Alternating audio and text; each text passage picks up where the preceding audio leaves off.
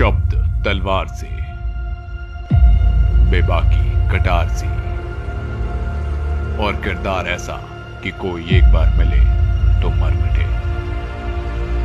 हम बात कर रहे हैं एक ऐसी शख्सियत की जो उन्हें भी झुका दे, जिनको सत्ता विरासत में मिली। एक ऐसा नेता जो जितना जमीनी उसके विचार उतने ही गगनचुंबी, निडर ऐसा कि सरकारों को झुका दे। जी हां, हम बात कर रहे हैं देश की संसद में नागौर लोकसभा क्षेत्र की नुमाइंदगी करने वाले तथा राष्ट्रीय लोकतांत्रिक पार्टी के संस्थापक हनुमान बेनीवाल की। राजस्थान के नागौर जिले में स्थित ग्राम बरण गांव में जन्मे हनुमान बेनीवाल ने कई बड़े संघर्षों के बाद अपना राजनीतिक जीवन शुरू किया। हम दरिया हैं, हमें अपना हुनर मालूम है, जिस तरफ भी निकलेंगे रास्ता बना लेंगे। इसी संकल्प के साथ राजस्थान की राजनीति में हनुमान बेनीवाल ने अपना सफरनामा शुरू किया। आपके पिताजी स्वर्गीय श्री रामदेव जी चौधरी नागौर जिले की मुंडवा विधानसभा क्षेत्र से 2 बार विधायक रहे, परंतु हनुमान बेनीवाल ने अपने पिता के राजनीतिक जीवन को ढाल बनाए बिना उनके राजनीतिक संघर्ष और व्यक्तित्व को अपने जीवन में उतारकर जनहित के लिए अपने राजनीतिक जीवन की शुरुआत की थी।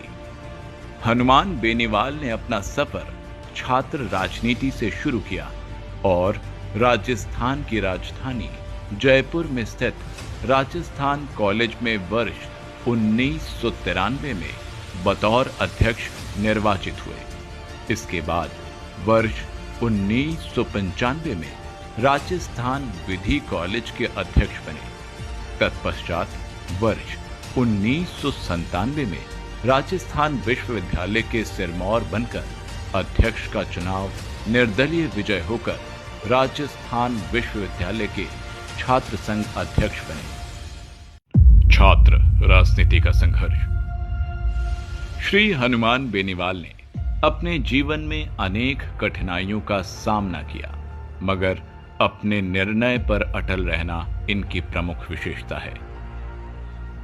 वर्ष 1997 में जब राजस्थान विश्वविद्यालय प्रशासन ने छात्रों की फीस में 16 गुना की वृद्धि की गई, तो उसके खिलाफ वो विश्वविद्यालय में ग्रामीण छात्रों के आरक्षण को लेकर आंदोलन किया तथा 17 दिनों तक जेल में भूख हड़ताल की।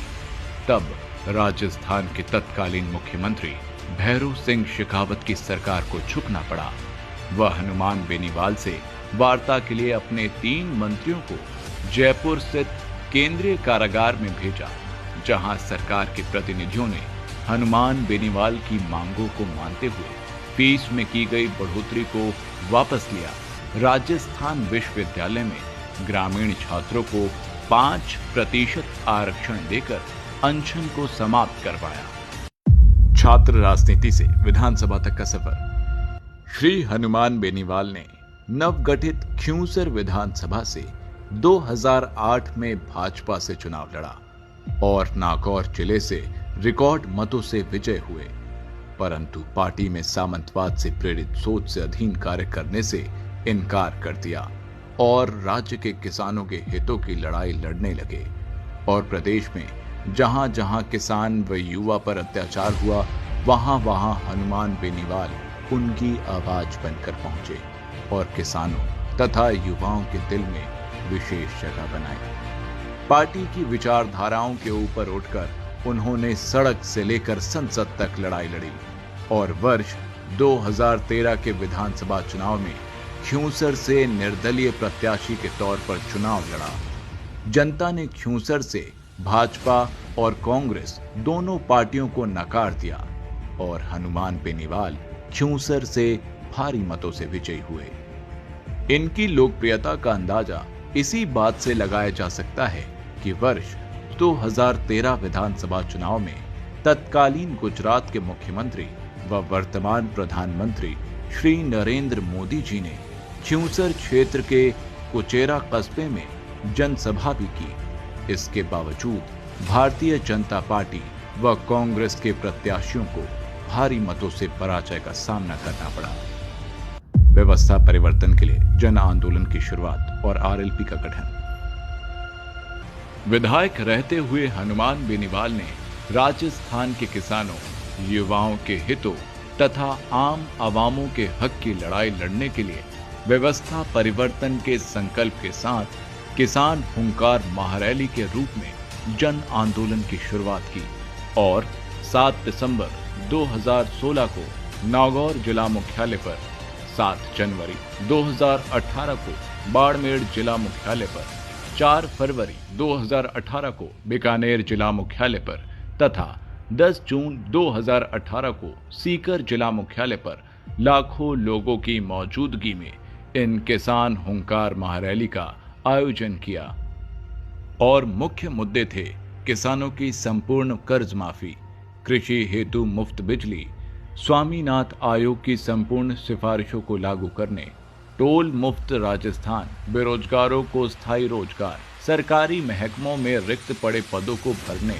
तथा उद्योगों में 80% तक स्थानीय लोगों को रोजगार में प्राथमिकता देने जैसे दर्जनों जनहित से जुड़े मामले शामिल थे। जनमानस की मंशा के अनुरूप दिनांक 29 अक्टूबर 2018 को राजधानी जयपुर में लाखों लोगों की उपस्थिति में आयोजित हुई किसान हुंकार महारैली में स्वच्छ, सरल, समर्पित नारे के साथ राजस्थान के पहले क्षेत्रीय दल राष्ट्रीय लोकतांत्रिक पार्टी का गठन किया और हनुमान बेनीवाल जी के संघर्षों के परिणाम स्वरूप राजस्थान की जनता ने 2018 के विधानसभा चुनाव में आरएलपी पार्टी से 3 विधायकों को चुनकर राजस्थान की विधानसभा में भेजा।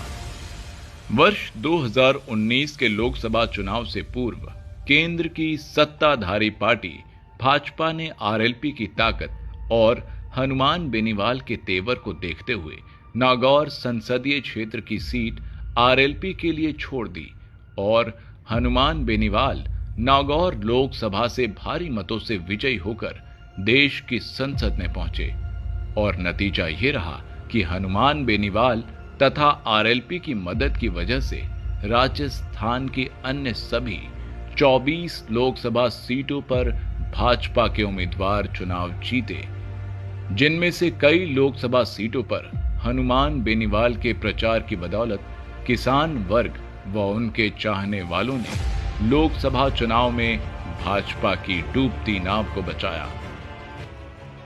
देश की सबसे बड़ी पंचायत लोकसभा में हनुमान बेनीवाल ने अपने तेवर और अंदाज बरकरार रखा और जिस बेबाकी से उन्होंने राजस्थान की विधानसभा में जनता के मुद्दे में अव्वल रहे, उसी तर्ज पर संसद में ईआरसीपी, आरक्षण, महंगाई तथा किसान, दलित व वंचित तथा पिछड़े तबके की आवाज को बुलंद किया तथा राजस्थान के सभी सांसदों में से जनहित के मुद्दे उठाने में अव्वल नजर आए। वर्ष 2020 में जब केंद्र सरकार किसान विरोधी 3 काले कानून लाई, तब किसानों के समर्थन में केंद्र की एनडीए सरकार से अपना समर्थन वापस लिया और शाहजहांपुर बॉर्डर पर 70 दिनों तक आरएलपी के समर्थकों के साथ मौसम की विपरीत परिस्थितियों में सड़क पर बैठे रहे और नतीजा ये रहा कि केंद्र सरकार को तीनों काले कानून वापस लेने पड़े।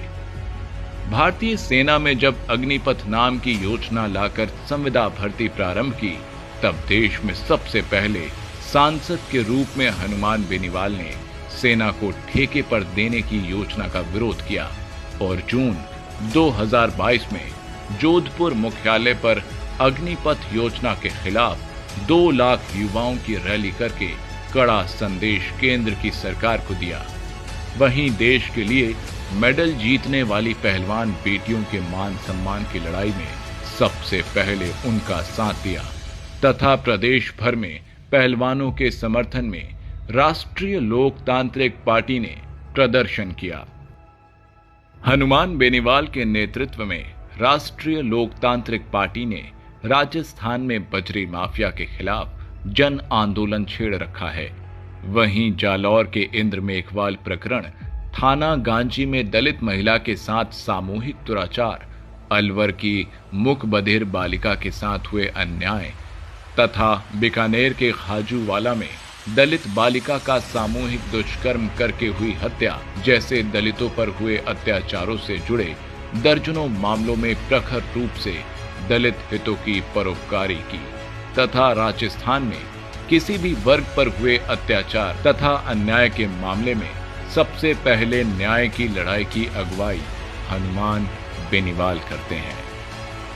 संघर्षशील, कर्मठ, बेबाक तथा मिलनसार छवि के धनी हनुमान बेनीवाल के घर के दरवाजे हमेशा लोगों के लिए खुले रहते हैं और बिना किसी भेदभाव के साथ हर वर्ग और समाज के काम इनके द्वारा किए जाते हैं।